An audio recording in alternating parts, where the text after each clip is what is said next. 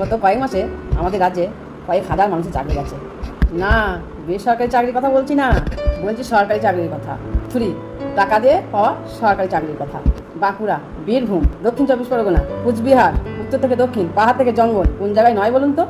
টাকা দিয়ে সরকারি চাকরি পেয়ে কলার তুলে তার মানে ঘুরে বেরিয়ে আজকে সারা সর্বশান্ত। চাকরি তো গেলই, সঙ্গে ফেরত হবে সমস্ত টাকাও। আসলে না, ওই কথাটা আমি না খুব বিশ্বাস করি। পাপ কখনো পাপ কেউ ছাড়ে না। অসৎ পথে যোগ্য ওঠার পথে যোগ্য ছেলেদের মাথার উপর পা দিয়ে যারা ভেবেছিল যে সারা জীবন পায়ের উপর পা তুলে বসে খাবে, আজ তাদের চিন্তা করতে হচ্ছে কাল কী খাবো। আজকের এই ভিডিওটা কিন্তু রাজনীতি নিয়ে নয়, কারণ আমরা সবাই জানি যে লঙ্কায় যায় সেই রাবণ হয়ে ওঠে। আজকের এই ভিডিওটা সেই সমস্ত মেধাবী ছাত্রছাত্রীদের জন্য, তারা ভালো পরীক্ষা দিয়েও চাকরি পায়নি। আর আজকের এই ভিডিওটা সেই সমস্ত লোভী মানুষদের জন্য, টাকা দিয়ে ভেবেছিল সব কিছু কিনে নিতে পারে।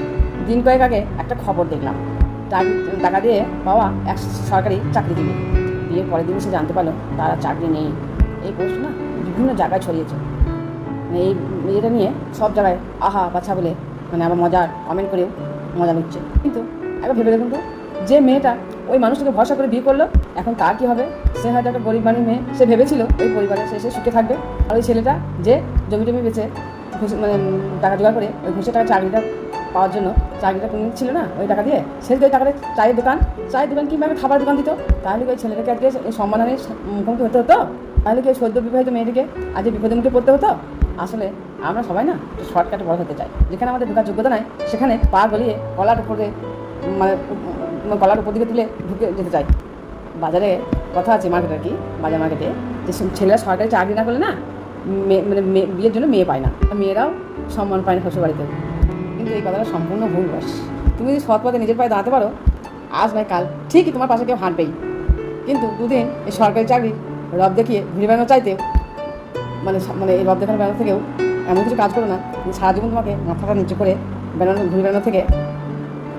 সত্যি কথাই, যে ছেলেমেয়েগুলো মেধাবী না, সত্যিই তারা ভালো পরীক্ষা দিয়েছিল, তাদের কি দোষ? কেন তাদের বিভিন্ন মানুষের ঘরে ঘুরে ঘুরে চাকরির জন্য ভিক্ষা করতে হবে? সত্যি কথা বলতে, এই টাকা দিয়ে ঘুষ দিয়ে চাকরি পাওয়ার অপরাধে যাদের চাকরি চলে গেছে, তাদের জন্য আমার কোনো সিম্পাথি নেই। বা যারা তাদের এই পাপের জন্য সাহায্য করেছিল, তাদের জন্য আমার কোনো সিম্পাথি নেই।